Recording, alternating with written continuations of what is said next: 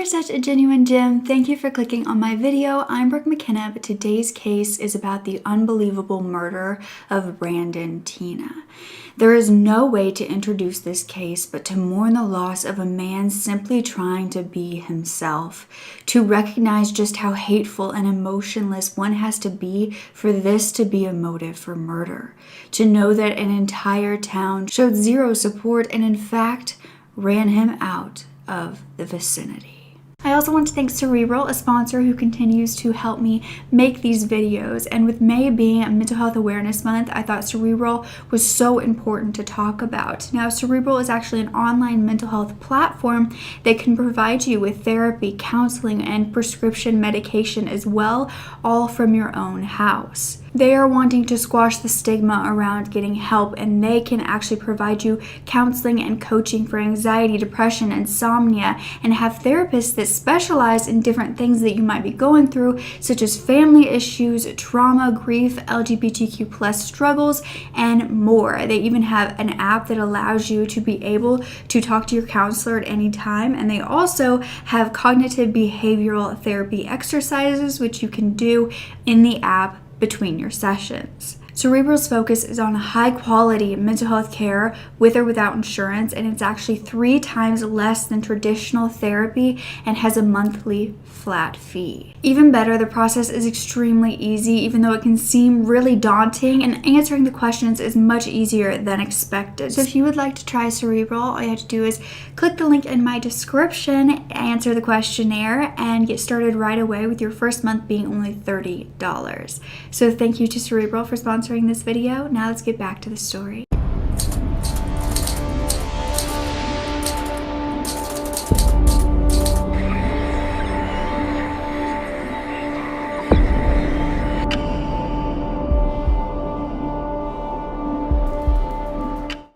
So it was 1993 in Nebraska, and Brandon Teena was a 21-year-old living in Falls City. He was known to be this incredibly strong human full of life, and a year prior he had actually moved from Lincoln to completely start over. Falls City was supposed to be this life-changing experience, his way of controlling his future, a location that was even deemed a great place to live.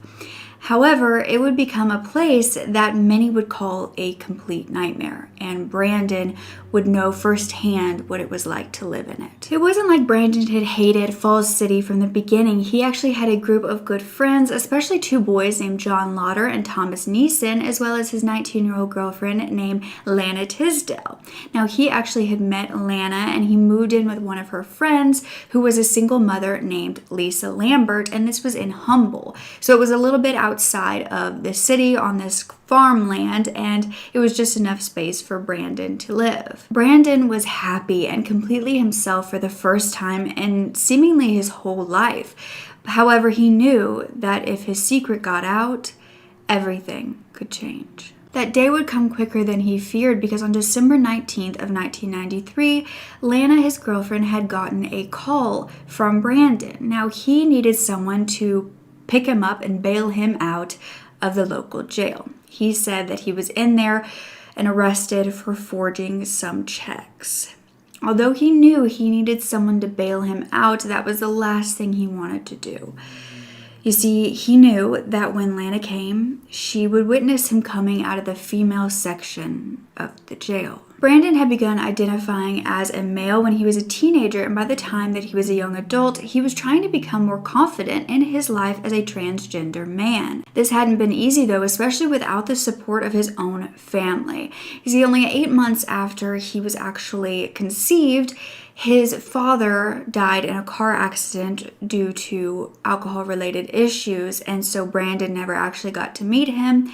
And Brandon and his older sister, who was 3 years older than him, named Tammy, actually went to live with their grandma at the time because their mother, Joanne, could not care for them and provide for them as a single mother yet. 3 years later, they were back with their mother. Brandon had always kind of been more of a tomboy, and when he began to identify as a male and would try out different names, his mother actually refused to call him any of those names and referred to him as her daughter. When his friends would call him and ask for Brandon, His mother would say that she didn't have a boy. Brandon felt little support from his family from as long as he can remember, especially due to the sexual assaults that he and his sister had endured when he was younger by an uncle. Brandon would often tell others in the beginning that he was intersex and that he wanted to receive sex assignment surgery. Now, intersex meant that Brandon hadn't been born a female nor a male, but a variation in his sexual anatomy. This meant that his body didn't necessarily fit the standards of male or female, and he wanted to have the surgery to officially be male. Brandon believed that people would be more accepting if he was intersex rather than a transgender male. And unfortunately, Lana, once she saw him walking out of the jail in the female section, she didn't accept this either and broke the relationship off. Brandon was of course devastated, but more importantly, he was terrified. He didn't know whether Lana was going to go and tell the entire town, and he would have to basically move again because he knew that anytime people started to find out, he became afraid for his life. But he quickly got the answer to that question when he saw the local newspaper that covered his arrest and not only called him a female, but also gave him the name that he was assigned at birth, which was Teena Renee Brandon. He could no longer hide, but he shouldn't have had to. Yet in Falls City in 1993, an intersex human nor a transgender human was going to be accepted. He actually had written a letter in jail to his mother saying that he turned himself in, he didn't want to run anymore, he was tired of running from his problems, and that he loved her. He had also written a note to Lana, his girlfriend at the time, saying that he wasn't comfortable with himself yet, but he wouldn't hurt her in this process, but he was going to leave because he was not wanted there. He said that he didn't want to make this hell for her either, knowing that she had dated this transgender man, and this would bring trouble even for her. Now, Lana was a bit more accepting, and although she broke off the relationship, she was trying to understand from Brandon's perspective and more about transgender humans, but her mother and father actually weren't accepting at all. And so they were asking her, does he have AIDS? And at one point, Brandon had come over and Lana's mother had been yelling at him and actually shoved him against a dresser. She was saying that she had demanded to know whether he was a male or a female. One can only imagine that Brandon felt like a little kid again, like not being understood, surrounded by people who didn't care to understand him, trying desperately for someone to like him, to accept him, and knowing that that probably wasn't going to happen. He was trying so hard to be someone that these people would love or even just like, and he wasn't even given that. During school, Brandon was known to be very socially awkward at first, and he went to a Christian school in high school and actually got tired of hearing about the homosexuality by the different priests.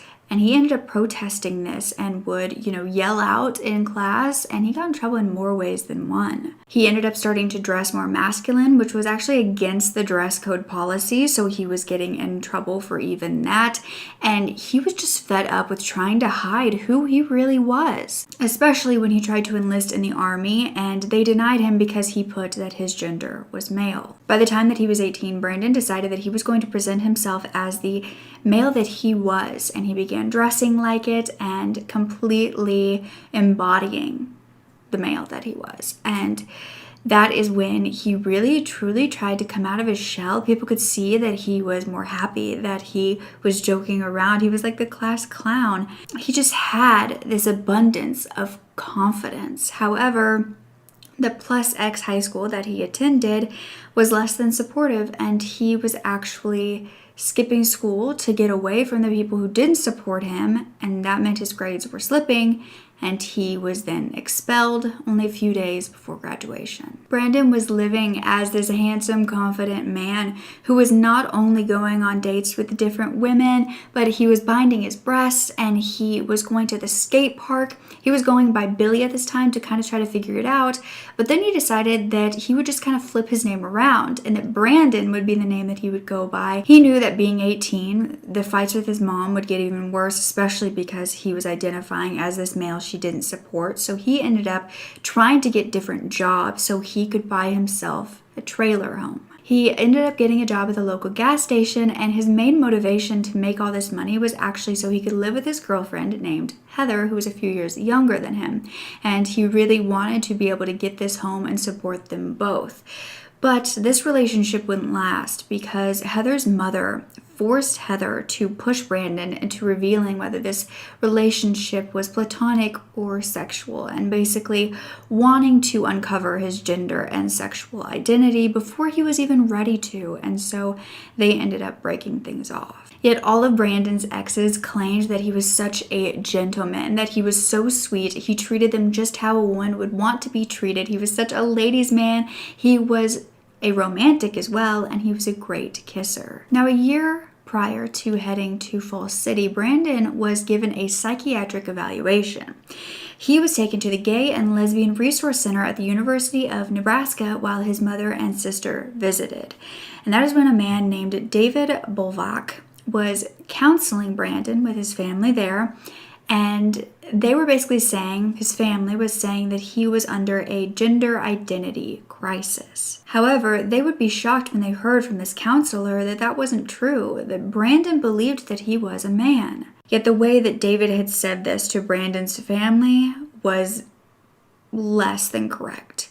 He said, Brandon believes she is a man trapped in a woman's body. She does not identify herself as a lesbian. She believes she is a man. But after this, he was actually transferred to Lancaster County Crisis Center because everyone was worried that he was going to take his own life. 3 days later, he was released, but only if he agreed to attend therapy outside of this crisis center. For the next 2 weeks, he did so, and he was actually bringing up some very traumatic topics, including the fact that he was sexually assaulted by his uncle when he was younger. He kind of wanted to talk about that to not relive it, but to try to work through it. However, the counselor didn't want to help him with this and kind of just released him after those 2 weeks because Brandon wouldn't talk about his gender identity. While Brandon had no support around him, he was still trying to make it on his own, and at this point, his gas station job just wasn't cutting it. He wasn't making enough money, and the only way Brandon knew how to survive at this point was to start forging different checks and stealing credit cards. Now, of course, it wouldn't be long before he was getting in trouble for this, and after everything that he had endured already in Lincoln, it was the last place he wanted to be. So that's when he decided that he would up and move to Falls City. It was his way out, a place he could escape to, but unfortunately, it would also be the place that he would be murdered. 12 days after he had gotten out of jail on December 31st of 1993, the Falls City police would be called to a home in Humboldt. This was about 10 a.m. when the phone call had come in because the owner's mother had gone to check on her daughter, and she ended up hearing the 8-month-old baby boy named Tanner crying inside the house and knew that this was strange for his mother and her daughter to not be attending to the baby. When she entered, she actually saw a man slumped on the couch, but her brain couldn't at first comprehend what this meant, so she immediately headed to the bedroom to find the baby. She didn't look anywhere else. She just grabbed the baby, but as she turned, that's when she saw her daughter and called the police. At the same time, she was also feeding the baby because he was starving. Investigators could find that the front door had been kicked in. An unknown black man was deceased on the couch in the living room with one of his legs up on the end table. Now, as they walked into the bedroom, they found that Brandon was deceased on the bed, and the owner of the home, Lisa Lambert, was also deceased there as well. Next to them, in the crib, Lisa's mother had said she had found Tanner screaming, but he appeared to be untouched. He wasn't harmed, and investigators believed that this was because he was too young to be a witness. Autopsies revealed that Brandon had been shot twice in the head, one to the eye and one to the jaw, and stabbed in the chest. Lisa had been shot twice in the head, and the mystery man on the couch was shot twice in the head as well. The baby was observed, and other than the trauma of seeing people and his mother murdered, he was okay. This was the home that Brandon had been living in since he had made it to Falls City, and the man on the couch ended up being 22-year-old Philip Devine, and 23-year-old Lisa Lambert was also of course, next to Brandon. Philip and Lisa were actually seeing each other during this time. But they also had more roommates who would come forward. This was Michael Lang and his fiancée, Carrie Gross, who had been there for the last 5 months. They said that the night prior, they had been there. They had left around 11:30 p.m. and Brandon, Philip, Lisa, and the baby were the only ones there, and everyone was okay. Now, at the crime scene, investigators did find 7 380 caliber bullets and 6 shell casings. Then the next day, of course, they were searching the town all around Falls City and Humboldt, and that is when they dragged the Nemaha River. That is when they would find a pair of gloves, a box with a handgun, a buck knife with the name Lauder on it, and that's when they knew they were not going to have to look far for the killers. They had already seen them down at the police department before. In fact, this was less than a week ago. You see, on Christmas Eve, 7 days prior to the murders and 5 days after the newspapers had outed Brandon, he would be cornered at a Christmas party. He was forced to remove his pants and prove what was underneath. This was in front of a bunch of people, and Brandon went to police and bravely told them what had happened, that he had actually not only been depantsed, but had then been kidnapped, forced into a car, and sexually assaulted. He told police that even though his abusers had said that they would kill him if he went to police, he still wanted to do so. Brandon then gave the name of his abusers. This was John Lauder and Thomas Nielsen, 2 men who were supposed to be his friends. He claimed that the party was at Thomas's house, where Thomas actually held his arms back and John depantsed him, even taking down his underwear. Later, they all actually went into the bathroom and Thomas hit him several times and then was kicking him in the ribs and carried him to the car. While Brandon was begging them not to do this, they said, "Do you want to make this easy or do you want to make this hard?" That is when John and Thomas drove Brandon to this meat packing plant, and then Thomas got in the back and sexually assaulted him. John then attempted to, and then they took Brandon back to Thomas's home and forced him to take a shower to get rid of the evidence. But this is where Brandon would escape, because while they believed he was in there taking a shower, he climbed out the bathroom window and he ran to the nearby home of his ex-girlfriend, Lana. At this point, he was out of breath, he had no shoes on while he was running, and he had a bloody lip. Lana learned what happened and told him that he should go to the police anyway, and that is when they also took him to the ER to get a rape kit. This would be taken, but would later be lost.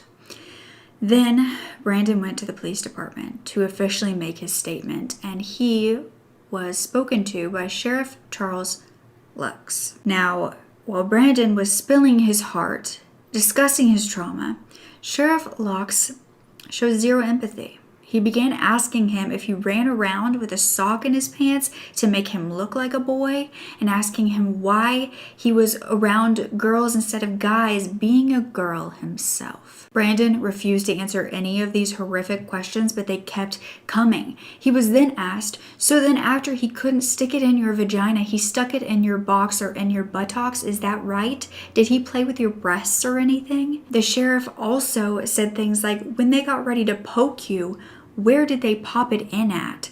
Talking about how they raped him. Nothing in your underpants?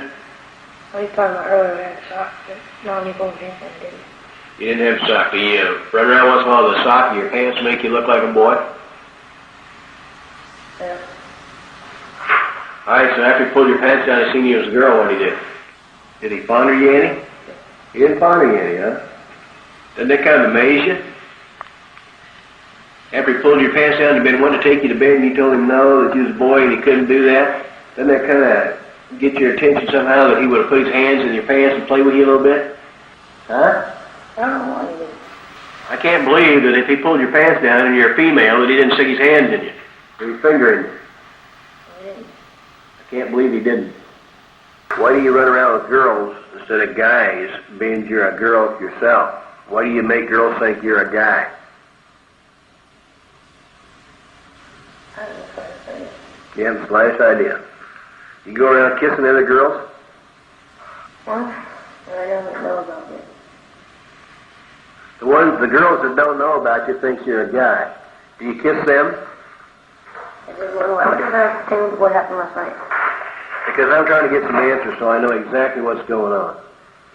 Now, you want to answer that question for me or not? I don't see why I have to. Huh? I don't see why I have to. The only thing is, if it goes to court, that question's going to come up in court. And I'm going to want an answer for it before it goes to court. See what I'm saying? Because I have a sexual identity crisis. You're what? I have a sexual identity crisis. You want to explain that?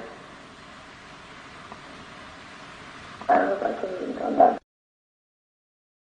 No, what I'm saying is that I think you misunderstood my question. Did they do it one time to you, and then the other guy do one time and quit? Or did one guy do it, then the other guy do it, and then the other guy come back and do it again, and the other guy come back and do it again? They each did it once. You want to file charges against these guys? Yeah. You want to sign a complaint against them? Yeah. Will you testify in court against them? Yes, sir. Lux was demanding answers while Brandon kept asking why this had anything to do with the sexual assault and what happened that night. These dehumanizing, sickening statements from the sheriff were something that Brandon was unfortunately used to. But all he wanted at this point was someone to help him, someone to believe him, and that's the exact opposite of what they did. You see, after the traumatizing interrogation of Brandon, the sheriff did end up looking for John and Thomas. He interviewed them about what happened that day. Thomas said he had nothing to do with it, but that John had sexually assaulted Brandon. John then denied this, and the sheriff simply let them go because they refused to take a polygraph test. And Thomas was saying that he was ashamed that anybody would even try to press these kind of charges against him. Because I knew that if I took the polygraph, that they would know that Tom had went back there and had sex, and that I went back there and tried to have sex, you know.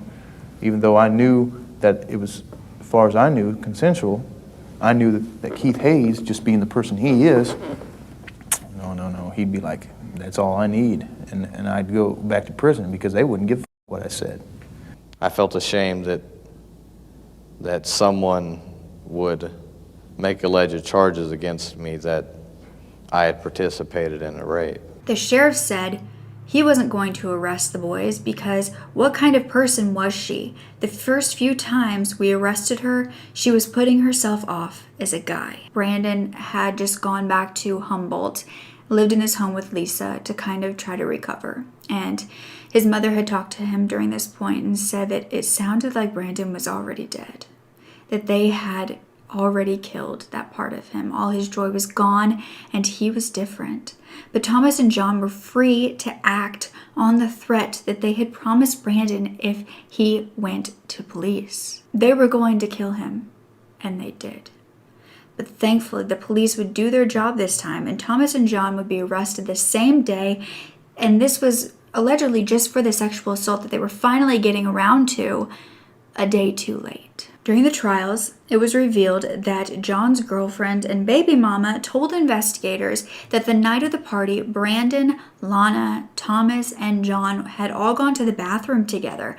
And Lana said that Thomas and John told her the reason that they depanced Brandon was because they wanted her to know that he was a woman. Lana's mother did testify that Brandon had come to her home. He had his back all scratched up and red. His lip was bloody. She also said that she told him that he deserved to go to the police like Lana did. But Lana's mother then testified that she had actually gone to Thomas and John around the same time that Brandon had come to her and confronted them about what they had done. She was doing this because she did not believe that they could do this to Brandon. She did not believe Brandon. She also told them that accusations were being made against them, and if they had anything to clean up, they needed to get it done. She said she started to believe Brandon only when they got up with a wash rag and began cleaning their home. Prosecutors believed that Brandon had been killed so he could not testify against them for the sexual assault charge as he promised to do.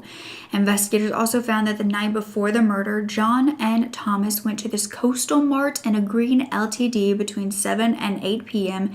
and came back to that place around an hour later. Then around 10:30, John was seen at a restaurant in Rouleau called Camp Rouleau, and this is about 40 minutes away from Humboldt. He met up with some friends and he was joking around with them that if he ever went back to prison, he was probably not going to get out until he was an old man. John also then went to another friend's house and told them that he felt like killing someone, and this was corroborated by Lana, who heard this. Tom and John's girlfriends, who were Candy and Rhonda, claimed that the men arrived that day of the murder around 3 a.m. and Thomas had washed his hands with Clorox, and then they told the girls if anyone asked, they had come home prior to 1 a.m., which is when the murders occurred. Forensic analysis concluded that the blood on the knife was type A, which matched Brandon, but it also matched John. John's father then testified that the Lauder name on the handle was written on there by him with a magic marker, and he also said the gloves found were similar to what he would buy and what his son would have access to. Thomas's trial was first, and he would be found guilty of first-degree murder of Brandon and second-degree murder of Philip and Lisa. He was eligible for the death penalty. However, only the night before John's trial, Thomas took a plea deal to avoid the death penalty, get life in prison if he would testify against John. Tom testified that John had shot Lisa, Philip, and Brandon, but he had asked John for the knife to make finishing touches on Brandon, make sure he was dead, but that he was simply an accessory to the rape and the murders, and John was the mastermind. What do you think of Marvin Neeson? He's a little liar. Prosecution called John evil as he denied Thomas's statements and claimed he was not even there. John was then sentenced to death. While being interviewed in jail, Thomas refused to talk about the sexual assault that had occurred before, and John claimed that Thomas had sexually assaulted Brandon first, and then he had gotten on a condom and tried to do so, but was too drunk to perform. I mean, you guys can sit there and shake your fucking heads no, but I told you. I told both of you. Well, not both of you, because I don't think I talked to you on the phone. But Susan, I told you on the phone there's going to be some things I cannot answer because they could endanger or whatever my appeal process. He wasn't even on top of her yet, you know. He was doing something with getting something out of a coat and stuff, which I found out later was a rubber, you know, and then, a little bit later he was out of the car and he came to me, and said, well, you want to go back there and stuff like that, And I went back, it was stupid, and I went back, but I didn't have sex with her, I went back there and I tried, but I couldn't keep it up, too drunk. John said that Brandon had said ouch, but not much else, and a few nights before the murder, once they heard that Brandon was transgender, they gathered a hatchet, nylon rope, and a change of clothing, and they were planning to chop off Brandon's head and hands so the body could not be identified. They couldn't locate Brandon at this time. They didn't know where he lived, so their plans changed. And the night before the actual murder, they went to John's home where they gathered the gloves. Then they went to a friend named William Bennett and stole his gun. William would later find his back door busted and his gun missing. They then entered the home of a woman named Linda, who they believed was housing Brandon. However, when they got there, she told them that Brandon was actually staying with Lisa Lambert. At 1 a.m., that day, they arrived, but not without first driving by the sheriff's home to make sure he was home and not on patrol. They parked on the side of Lisa's home, they busted in the door, and John was holding a knife and a gun. They rushed into the bedroom where they found Lisa with her baby, and they were demanding to know where Brandon was. She refused to give them an answer.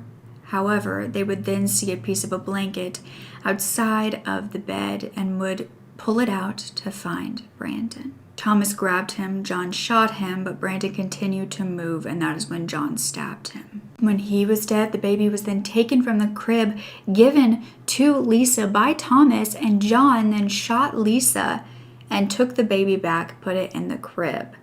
They then asked her who else was in the house because she was not yet dead, and she told them that there was a man named Philip there. John then found him in the home, brought him back into the room to make him watch as they killed Lisa. Philip was begging to be left alone. They brought him to the couch and he thought that he was going to be okay, but as soon as he sat down, he was immediately killed. They then fled through all of their evidence in the Nemaha River, but thankfully they would not get away with it for long. Some believed the police department caused these deaths due to their negligence, including Brandon's mother, who sued them for $350,000 in damages.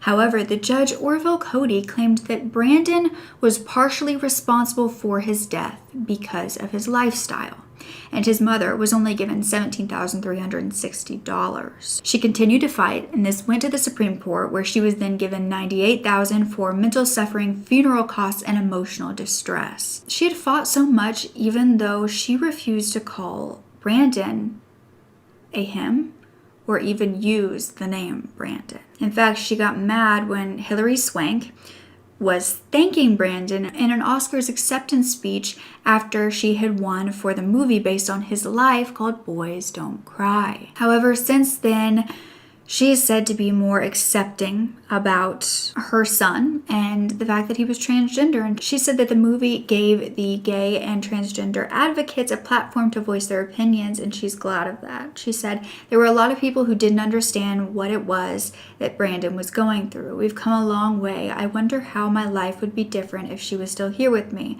She would be such a joy to have around. She was always such a happy kid.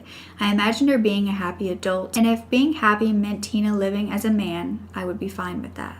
Sheriff Locks did continue to work in the town. He was not given the role of sheriff for much longer, but he became the town commissioner. He was on the city council. He drove a school bus, as well as working as security at the prison that John Lauder resides in. Now, he was forced to apologize to Brandon's mother, but Locks refuses to talk about the case to anyone else, especially media, and allegedly a coworker claims that Locks doesn't worry about what he did, and he rationalizes his role to believe that he's blameless in all of this. Now, 12 years later, Thomas actually recanted his testimony that he had made against John at his trial, saying that he was the killer, not John. John then appealed his case using this, but it was rejected, and the Nebraska Supreme Court said that it was legally irrelevant who was the shooter because they were both involved with the plannings and the execution of the murders. This was even after he brought evidence from one of Thomas's cellmates confirming this. Thomas actually showed his cellmate the autopsy photos of Lisa, Brandon, and Philip and explained in detail how he shot and killed all the victims. He also said that John was just freaking out, running around, asking what he was doing. Thomas said he almost shot John as well, so there would be no witnesses. But even with this witness testimony, nothing could be done. And so John was still being sentenced to death while Thomas was just in for life. Nobody really knows which story is true, if Thomas was just trying to sound cool to his cellmate or if he really was the mastermind here, and it appears as though we will never know. But John's death penalty was abolished in 2015 and he is now just sentenced to life. I find an infuriating part of this case to be that in the past and still today, reporters have continued calling him a she. His own mother, who had said that she was so accepting of this, had written on his gravestone, daughter, sister, and friend.